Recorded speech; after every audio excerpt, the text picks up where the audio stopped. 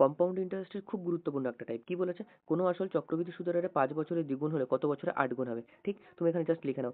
5 বছরে কত গুণ হচ্ছে? 2 গুণ হচ্ছে। ঠিক? 2 এর মধ্যে একটা পাওয়ার দিলে পরিবর্তন হলো, ভ্যালুটার পরিবর্তন হলো না। এবার কি বলেছে?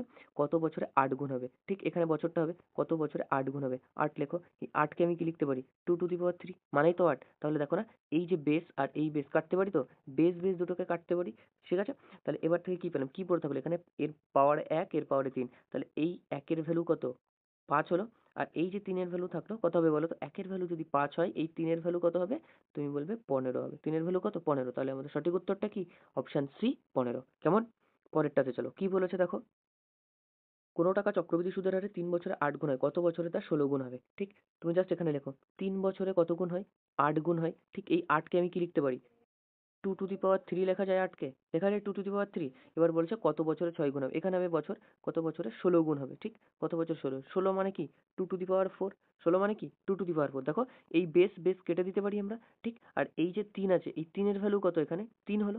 3 এর ভ্যালু যদি 3 হয়, তাহলে তুমি আমাকে বলতে পারবে এইখানে যে 4 আছে, 4 এর ভ্যালুটা এখানে কত হবে? 4 হবে। 4 এর ভ্যালুটা কত হবে? 4 হবে। তাহলে আমাদের উত্তরটা কি?